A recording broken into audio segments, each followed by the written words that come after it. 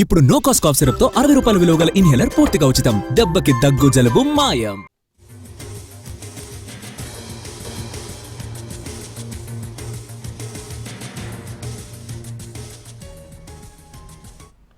బంగాళాఖాతంలో వరుస అల్పపీడనాల ప్రభావంతో తెలుగు రాష్ట్రాల్లో పలుచోట్ల వర్షాలు పడుతున్నాయి. ఎండాకాలంలో వాతావరణంలో అనూహ్య మార్పులు వస్తున్నాయి. రాయలసీమ, దక్షిణ కోస్తా, తెలంగాణలో పలు జిల్లాల్లో వర్షాలు పడ్డాయి. ఆదిలాబాద్, మెదక్, వరంగల్, వికారాబాద్, కరీంనగర్, విశాఖలో వర్షాలు పడడంతో వాతావరణం ఒక్కసారిగా చల్లబడింది.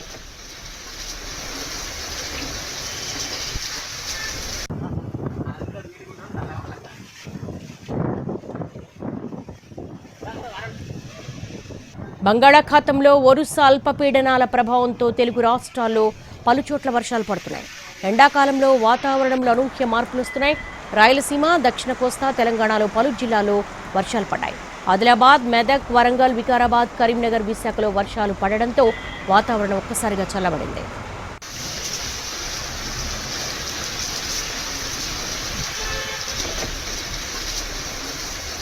బంగాళాఖాతంలో వరుస అల్పపీడనాల ప్రభావంతో తెలుగు రాష్ట్రాల్లో పలుచోట్ల వర్షాలు పడుతున్నాయి. ఎండాకాలంలో వాతావరణంలో అనూహ్య మార్పులు వస్తున్నాయి. దీనికి సంబంధించి మా ప్రతినిధి రవిచంద్రను అడిగి మరిన్ని వివరాలు తెలుసుకుందాం. రవిచంద్ర, అసలు ఇంత అనూహ్యమైన మార్పులు ఎందుకు వస్తున్నాయి ఈ సమ్మర్ సీజన్ లో? ఉపరితల ద్రోణుల ప్రభావం కారణంగా తెలుగు రాష్ట్రాల్లో వర్షాలు కురుస్తున్నాయి. కొన్ని చోట్ల మోస్తరు నుంచి భారీ వర్షాలు కూడా నమోదవుతున్న పరిస్థితి ఉంది.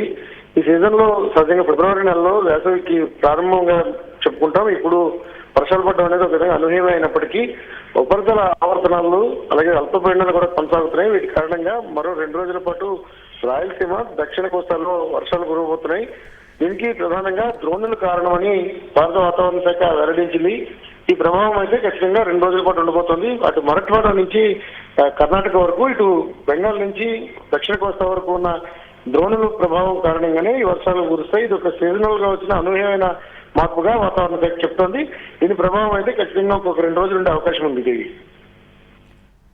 All right Ravichandra.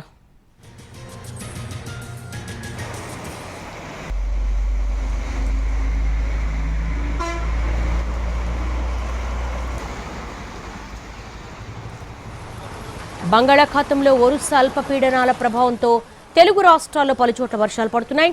ఎండాకాలంలో వాతావరణంలో అనూహ్య మార్పులు వస్తున్నాయి.